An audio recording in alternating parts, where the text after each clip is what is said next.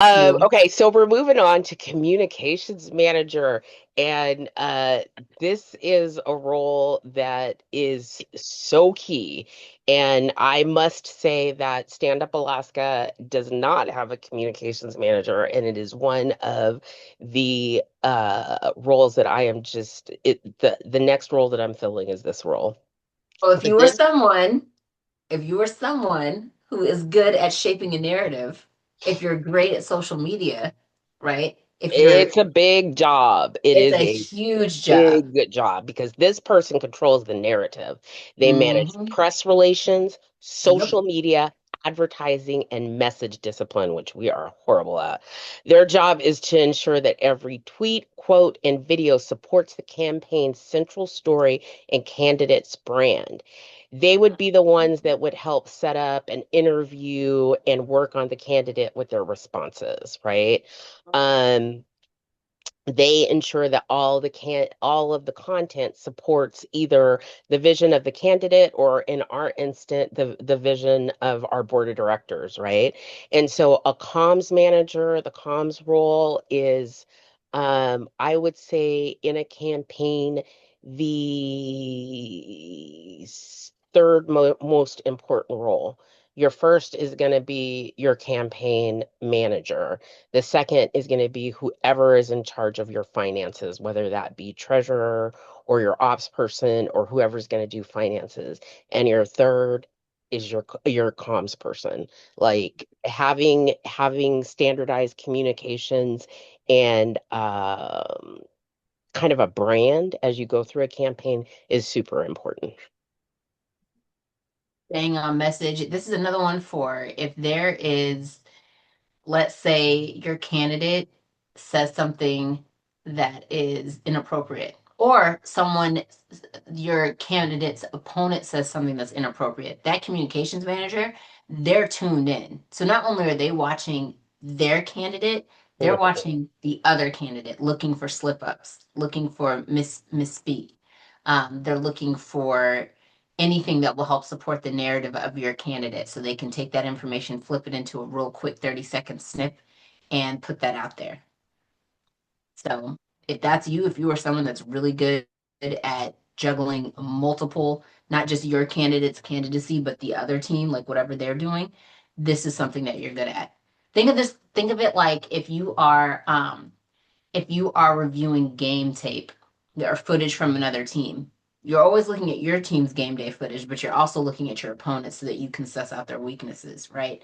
That's what this person does constantly. They are constantly just inundated with both what their campaign is doing and what every other campaign is doing. Makes sense. Moving on to finance. Um, Finance. yeah, this is interesting. So the finance team, now this is the part, this is actually finance kind of falls under operations, and Mm-hmm. this is the finance person who is in charge of your finance. That's where the rubber meets the road because we have not only do we have the Alaska Public Offices Commission that you have to do reporting to, you may have to do reporting to the IRS. And if you're doing a federal campaign, like at the level of US House or US Representative, there's additional tracking that you have to do Mm-hmm. as a federal candidate. And so not only are you tracking the money, but you're also helping fundraise for the money. So a finance team is doing the fundraising and they are tracking where the money goes. And I will tell you that this is somebody who is meticulous. Oh This my is God. somebody who tracks every receipt and wants Mm-hmm. every I dotted. The person that is your finance person is somebody that is pretty much that 8 to 5 person that is constantly there, that is consistent, that that wants to follow every single rule. Like Yep. that's who you want as your finance person or on your finance team because they ensure that the campaign's finance laws, you stay in compliance with that. They make sure that your finances stay on track and they also raise your campaign funds. So I can't stress enough how important this team is and how important it is to get the right person in place for this. Like, I Mhm. would probably spend more time vetting a finance person than any other person on the team. Yep. Yep. Yep. I got nothing to add to that. This person keeps you out of jail. Right. Next, we're going to go on to policy team. The Yes. the policy lead ensures the candidates' positions are accurate, coherent, and defensible. They draft issue briefs, respond to questionnaires, and prep the candidates for debate and interviews. They also pressure test those policies to find out where are the holes in the policies and how do we deal with those holes. A day in the life. Oh, I love this. A day in the life, 7:30 a.m. Reviews new legislation relevant to campaign issues. 10 a.m. Writes a one-pager on affordable housing in Alaska.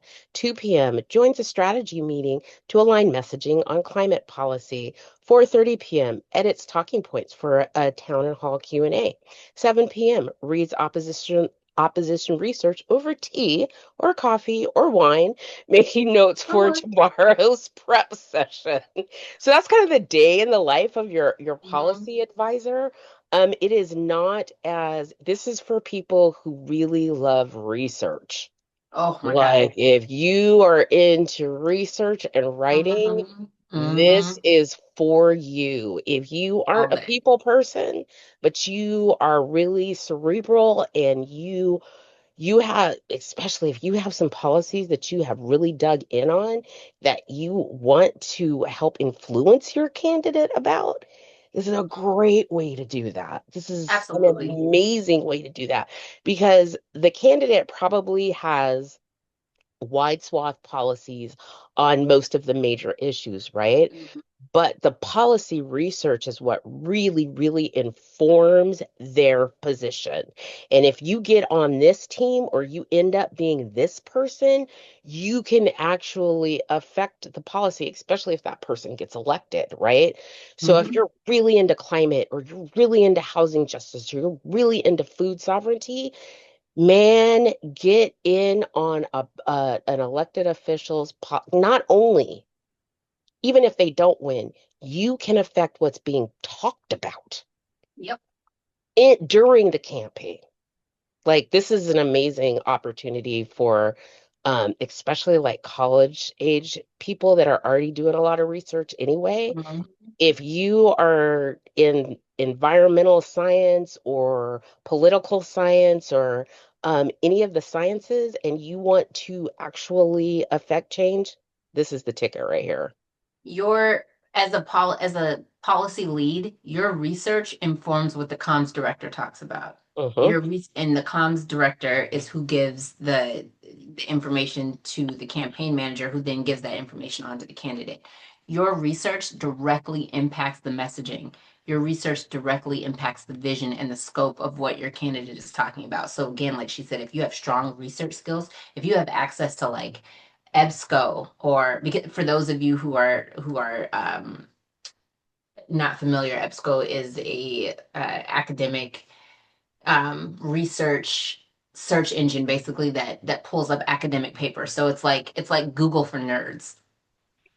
Oh, There's all kinds of there's all policy is kinds for of things. nerds. Yeah, Policy is yeah. for If you're a nerd nerds. and you love digging deep into stuff, if you are someone who is into user experience and research, this is also for you because you will be sponsoring surveys and focus groups. You'll be doing A/B testing. You'll be taking that information that you get from the A/B testing and then taking it onto your developer, who would be your comms person. So Right. if you are someone that likes to get in the weeds and look at case study or case law, if you like to see, if you're someone who's like, you know what, we shouldn't tax marijuana because or we should tax medical marijuana because it'll increase our state revenue, blah blah blah. You would be the person that went and looked at what Colorado's doing.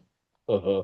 If you're someone who is a fan of like Mondani in New York, his policy team is just about unmatched because for everything that he spits out, he always has facts to back it up. Yep. He's always got a white paper. He's got research. He can give you I was going to say statistical analysis, but that's part of it. He can give you resources. So not only will he give you the facts, but he will tell you where to go find those facts because his policy team put it in his notes, right? Like, what is it? Reference. He can always reference what he's referring to. So anyway, if you are somebody who like loves APA, the writing style, or MMA. What is the other one I'm thinking about? There's APA and whatever. If you are APA somebody, always threw me. I can't even yes, go on APA is describing my this. favorite. The other one, not so much. But if you are Can't someone say who favorite. loves that, then this is the role for you. Absolutely.